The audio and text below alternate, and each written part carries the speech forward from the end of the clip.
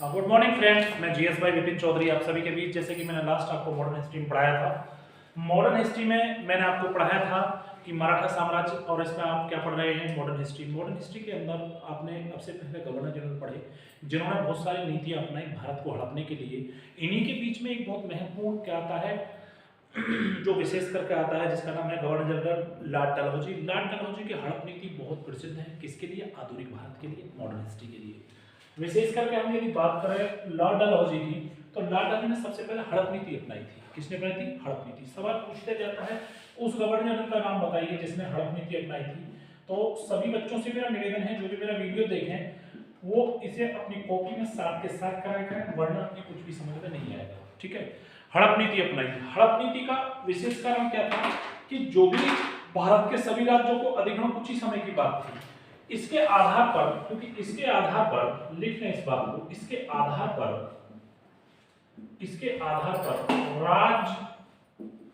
राज्यों का अधिग्रहण करना चाहता था। क्या करना चाहता था? अधिग्रहण करना चाहता था। मतलब कि राज्यों को वो हड़पना चाहता था। मतलब गोद लेने की प्रथा को समाप्त कर दिया। कौन सा? गोद लेने की प्रथा को समाप्त कर दिया। जिन राजाओं गोद लेने की प्रथा को समाप्त कर दिया गया।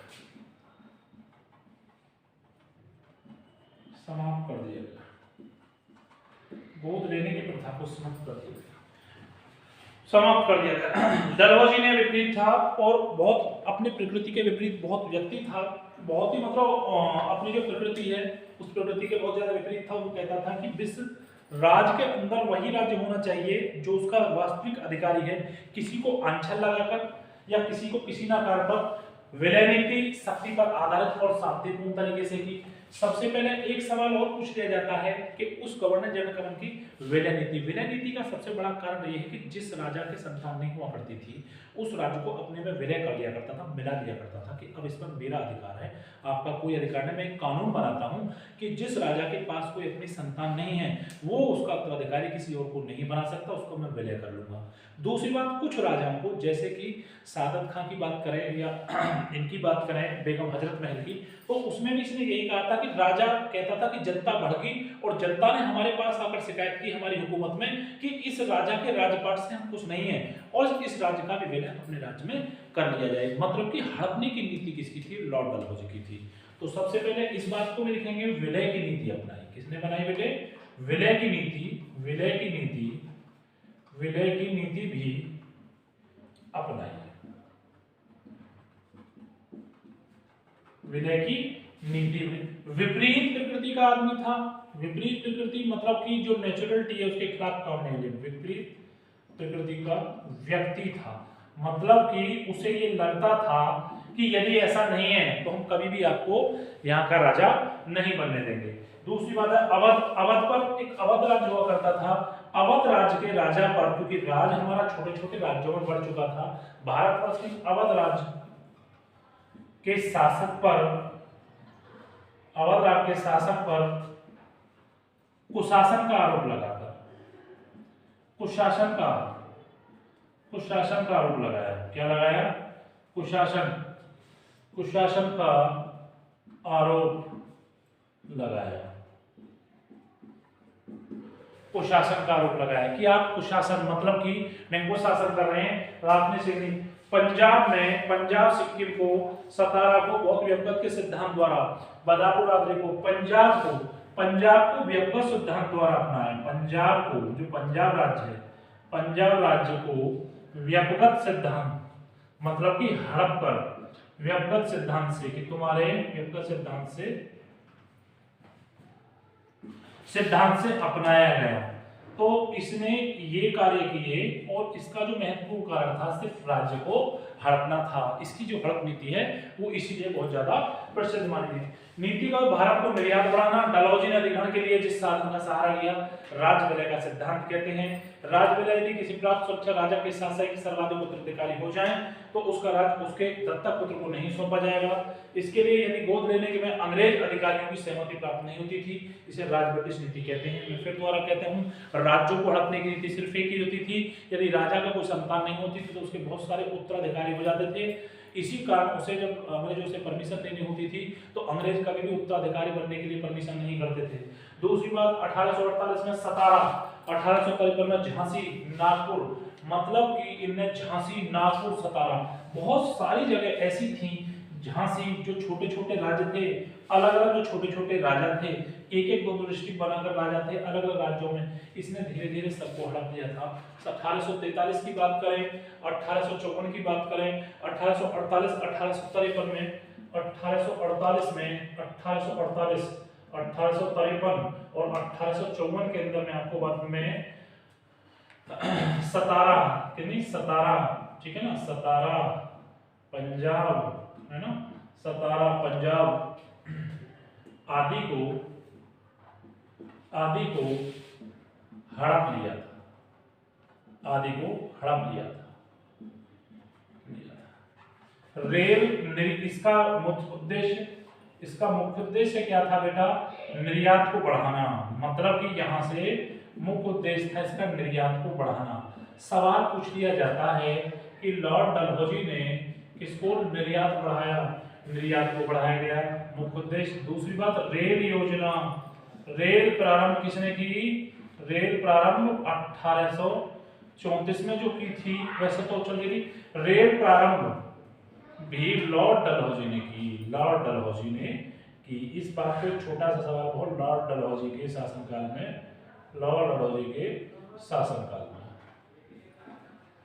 रेल डाक तार व्यवस्था, रेल डाक तार व्यवस्था, तार व्यवस्था, तार व्यवस्था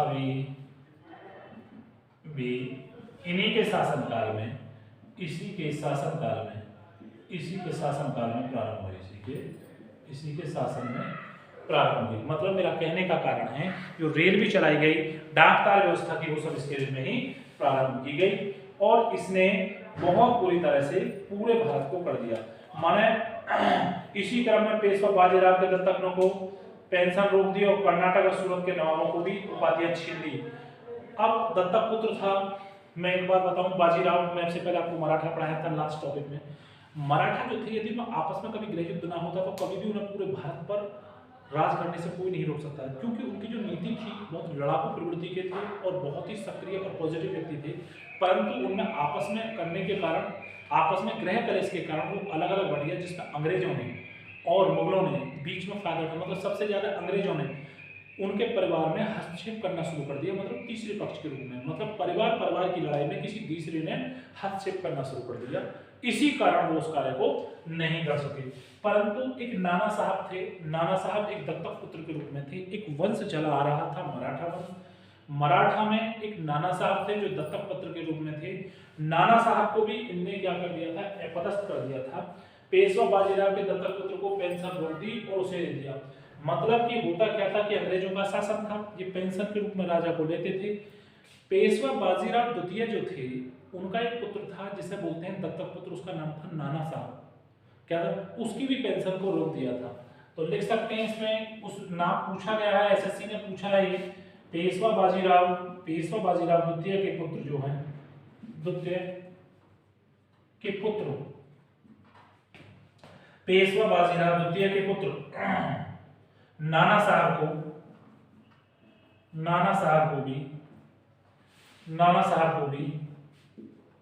अपदस्थ कर दिया था। क्या कर दिया था? अपदस्थ कर दिया था, अपदस्थ कर दिया गया, मतलब कि अपदस्थ कर दिया गया। अब आगे अब चलते हैं, ये अवध के नवाब के अनेक उत्तराधिकारी थे, इसलिए स्वराज पर विलय का सिद्धांत लागू नहीं हुआ। लॉर्ड डलहौजी ने अवध की जनता से दशा सुधारने का विचार दिया। नवाब अजीत से आरोप लगाया कि उन्होंने अपना शासन ठीक तरह से नहीं चलाया और इनकार करने के बाद राजपूत कुशासन के आरोप में 1856 में इन्होंने सार्वजनिक निर्माण में प्रथम बार पीडब्ल्यूडी की भी स्थापना इसी ने की थी। अवध एक ऐसा राज्य है, अवध कौन सा बिहार, लेकिन मतलब ऑलरेडी बहुत शासक थे, उसके तो बहुत सारी संतान थी। इनने विचार दिया अवध में जाके कि एक काम कीजिए, आप अपने राजा को हटा दीजिए और यहाँ हमारे अंडर शासन आने दीजिए, लेकिन वहाँ की जनता नहीं मानी। उसके बाद में वाजिद अली शाह आए लखनऊ के। वाजिद अली शाह पर इसने 1854 में कुशासन का आरोप लगाया और कहा कि आप शासन ठीक नहीं चला रहे, हमारे पास बहुत सारे लोग ऐसे आ रहे हैं आपके यहाँ से जो रोज कंप्लेन कर रहे हैं कि राजा हमारा क्या कर रहे हैं, एक तरह से शोषण कर रहे हैं। जैसे कि हमारी सरकार अभी जैसे चुनाव चल रहे हैं उत्तर प्रदेश के अंदर, योगी जी का ये कहना है कि हमारा तो शोषण कर दिया, योगी जी ने बेरोजगारों को नौकरी नहीं दी, योगी जी ने बहुत महंगी बिजली कर दी, योगी जी ने बेरोजगारों के लिए नौकरी दी, योगी जी ने बहुत सारे एनकाउंटर कराए, तो कुछ भी कह सकते हैं, किसी पर भी कुशासन का आरोप लगा सकते हैं, परंतु ऐसा होता नहीं है। अब कुशासन कोई नहीं कर सकता, हर आदमी की अपनी, लेकिन कुशासन वो होता है जो शासन के विरुद्ध होने, कुशासन के भी कुछ अंश आ जाते हैं। तो ऐसे ही राजाओं में जो नवाब वाजिद अली शाह थे, कहाँ के नवाब थे, लखनऊ के नवाब थे। जो लखनऊ का शहर है, लखनऊ के शहर को नवाबों का शहर कहा जाता है। सवाल पूछ लिया जाता है नवाबों का शहर किसे कहते हैं, लखनऊ को नवाबों का शहर कहा जाता है। लखनऊ को नवाबों के शहर देखा जाए तो नवाबों के शहर की विपत्ति के आधार पर ही उसका वर्णन किया जाता है। तो वहां का जो शासक था नवाब वाजिद अली शाह है, कौन था, नवाब वाजिद अली शाह है, वाजिद अली शाह है, नवाब वाजिद अली शाह को कुशासन आरोप में हटा दिया। क्या कर दिया, कुशासन आरोप में, वो कुशासन आरोप में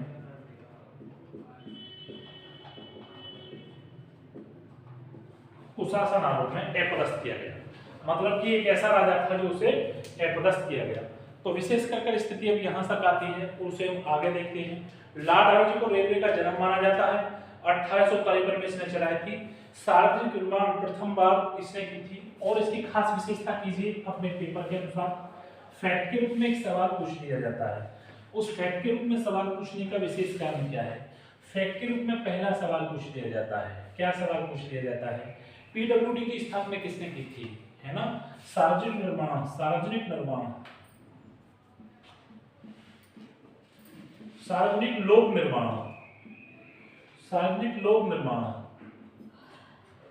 पीडब्ल्यूडी की स्थापना, पीडब्ल्यूडी की स्थापना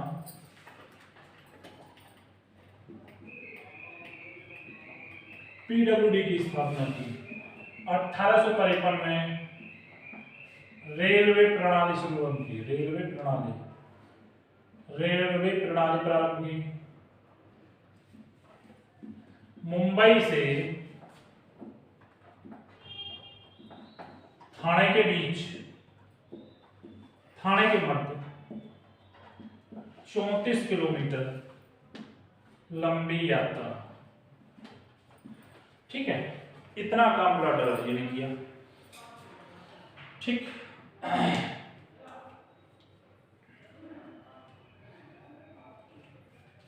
यहां तक हमने आज आपको लॉर्ड डायोजी पढ़ाया। मतलब कि बंगाल का प्रथम गवर्नर कौन था, रॉबर्ट क्लाइव था। रॉबर्ट क्लाइव के बाद में बंगाल का प्रथम रॉबर्ट क्लाइव, वारेन हेस्टिंग्स आया, वो अंतिम गवर्नर था। और अंतिम गवर्नर के बाद में फिर और नेक्स्ट और आया। अंतिम गवर्नर के बाद फिर कहते हैं प्रथम गवर्नर जनरल, प्रथम गवर्नर जनरल के बाद में फिर और आता है प्रथम गवर्नर जनरल वारेन हेस्टिंग्स रहा, और बंगाल का अंतिम governor general lord William Bentinck रहा। फिर उसके बाद में लॉर्ड वायसराय के नाम से जाने लगे। अब इन सब चीज़ों को मैं आपको नेक्स्ट वीडियो में बताऊंगा। सिर्फ मैं आपको डालहौजी पढ़ाया और लॉर्ड डालहौजी के लिए आज के लिए इतना ही काफ़ी, आज के लिए इतना ही काफ़ी। धन्यवाद।